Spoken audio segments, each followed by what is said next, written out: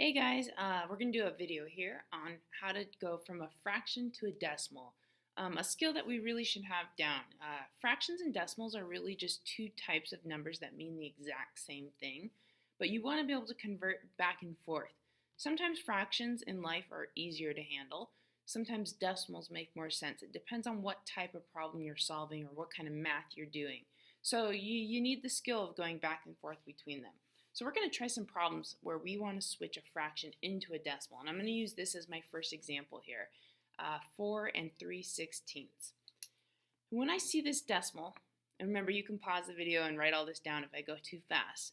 But when I see this decimal, I look at it and I'm like, okay, or this fraction, I see 4 and 3/16. So I know as a decimal, it's 4 point something. I know 4 is the whole number. It's really just this 3/16 that I'm not so sure about. So remember what a fraction actually means. 3/16 really means 3 divided by 16. And that's technically what the fraction means. So what I'm going to do to solve this is I'm going to take 3 divided by 16 and I'm going to do some long division. I'm going to figure out how many 16s fit into 3. Think of the skills we learned with long division before this. So how many 16s fit into 3? Well, first off, 16 doesn't fit into 3. 3 is too small. So 0 16s fit into it. But if I made 3 become 3.0, and I copied that decimal from here to here, I could ask myself how many 16s go into 30. I could figure that out pretty quickly. Now I know that 1/16 for sure fits into 30 because 16 is smaller than 30. But if I had 2 16s, would 2 fit into 30? Could I put a 2 here? Let's see, 6 plus 6 is 12, carry the 1, 1, 2, 3, 32. It's too big. I cannot fit 2 16s in. I can only fit in 1. So here's what I do. I take that 1 and I multiply. 1 times 16 is 16, and I'm going to subtract down. I'm going to do my long division steps here. Now 0 minus 6 I can't do, so I'm going to borrow from the 3, make it a 2. Make this a 10. 10 minus 6 is 4. 2 minus 1 is 1. So I get 14. And then I say the same thing. Does 16 fit into 14? Now 14 is smaller. So what I'm going to do is I'm going to add a 0 here, bring the 0 down, and now I want to know how many 16s can go into 140. That's my next step here. Well, I know 2 16s make 32. 140 is going to be a way off from there, so I'm going to have to do a little bit of an estimate here. 2 16s makes 32. I'm thinking maybe 8 16s would make 140, but I'm not sure. So let's take 16 and times it by 8. It's a little bit of a guess here. Let's go do some math. So 8 times 6, we got to know our multiplication here. 8 times 6, what's 8 times 6? Well, that's 48. Carry the 4. 8 times 1 is 8 plus 4. 8 plus 4 is 12. It's 128. So yeah, 8 16s worked. I wonder if I added a ninth one on here, if it would fit. 8 plus 6 is 14. Carry the 1, 2, 3, 4, and 1. 144. It's too big. Okay, so 9 wouldn't work. I had a good estimate. 8 works. Now we just figured out 8 times 16. We just did 8 times 16. It's 128. So I'm going to take 128 and I'm going to subtract it. 0 minus 8 I can't do, so I'll borrow from the 4, make it a 3, make this a 10. 10 minus 8 is 2.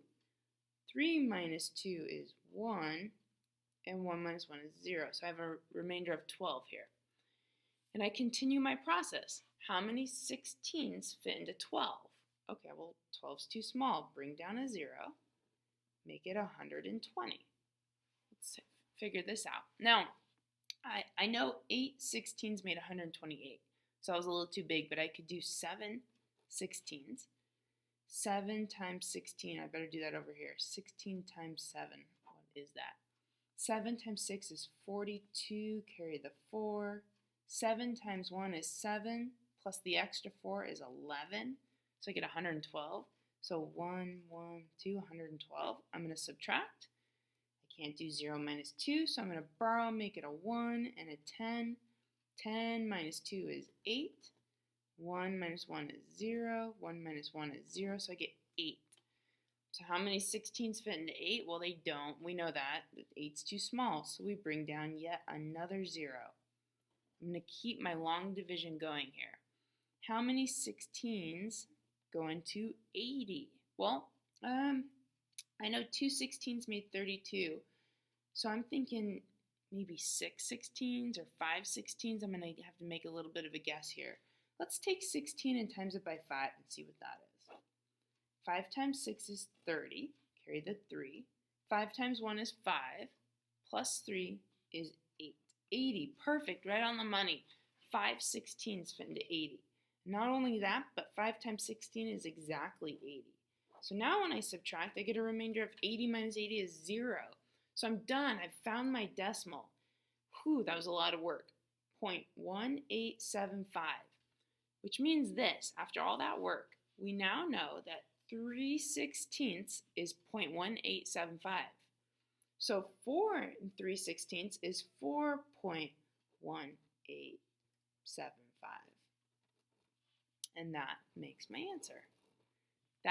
Those two numbers, that fraction and that decimal, are equivalent. They are equal to each other. Now, you can check all of your answers. It's okay to do this. On a calculator, it would be real quick for me to be like, you know what, I wonder if I did my math right.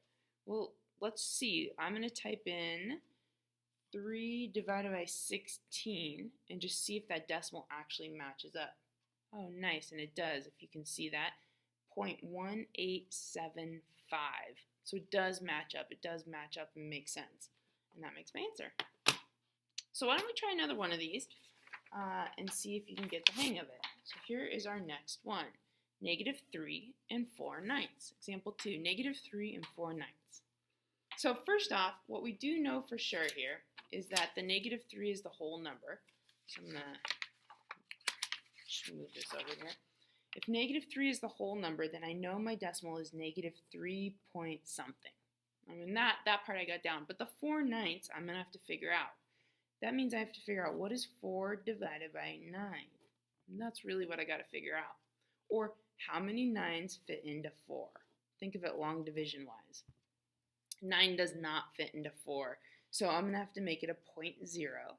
And I'm going to say, no, 0 9s fit into 4. I'm going to copy this decimal. But 9 does fit into 40. I do know that. If I wanted to figure out how many 9s fit into 40, I kind of think of multiplication in my head like, what's 9 times 4?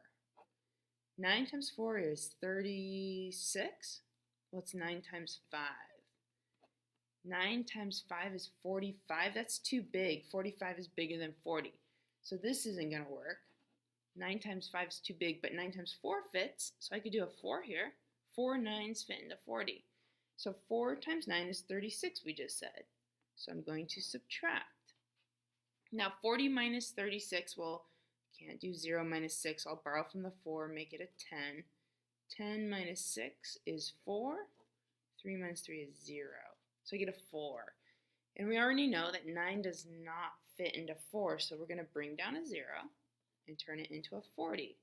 How many 9s go into 40? Well, we just figured this out. We just figured out that 9 times 4 is 36, so 4 9s go into 40, so 4 times 9 is 36. And we subtract again. Well, it's kind of the same story. We did 40 minus 36. Now we have 40 minus 36 again, which was 4. 9 doesn't fit into 4, so we bring down a 0. And we start to see a pattern. We keep getting this 40 over and over and over again, which means we're going to keep getting a 4 over and over and over again. And we get what's called a repeated decimal. So 4 9s, 4 divided by 9 is 0.44444 repeated. So we just put a 4 here with a repeated line. So -3 and 4 9s is -3.4 repeated. Now, don't believe me? Check it on a calculator. It'd be really easy to type in 4 divided by 9. And let's just see. Yeah, there it is, 0.44444 repeated. So we did it right. Our math checks out, makes sense. -3.4 repeated. Okay, so here's what I want you to do. You try. Here are 2 questions, an A and a B. Pause the video, copy these down, pause the video, and see if you can do this on your own to see if you're getting this. So try and change these both into decimals. Go ahead and pause the video now and unpause it when you're ready to check. Okay, I'm hoping you're unpausing the video and you've already tried all these. I'm going to go through the answers, and I'm probably going to go a little bit fast just because I'm hoping you already did this on your own. So negative 7 and 3/8 is going to be negative 7 point something. We just got to figure out what's 3 divided by 8. Now without the use of my calculator, that means I have to figure out how many 8s fit into 3. That's what I have to do without my calculator, and 8 does not fit into 3. So we're going to be looking at 30 instead. Oops, I didn't mean to put that 0 there. How many 8s go into 30? Now 3 times 8 is 24, so I know 3 8 should fit into 30. 3 times 8 is 24, and I'm going to subtract. 30 minus 24, well, I'm going to borrow from the 3, make this 10. 10 minus 4 is 6. 2 minus 2 is 0, so I get 6. And 8 doesn't fit into 6. So I'm going to bring this down into a 60. I'm going to figure out how many 8s go into 60. Now, let's see here.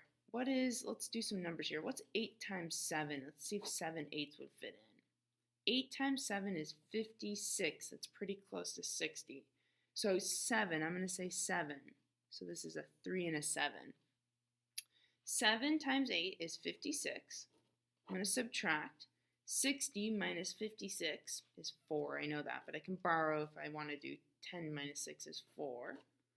So I get a remainder of 4. I'm going to bring down a 0 because 8 doesn't fit into 4. And I'm going to do 8 into 40. Now 8 fits perfectly into 40 5 times. 5 times 8 is 40. So there's my last number. My decimal is over at this point. I've got a 0.375. This is just my typo. So my answer is negative 7.375. Done. So there's the answer to A. Hopefully you got it right. If you didn't, hopefully you kind of see where your mistake is.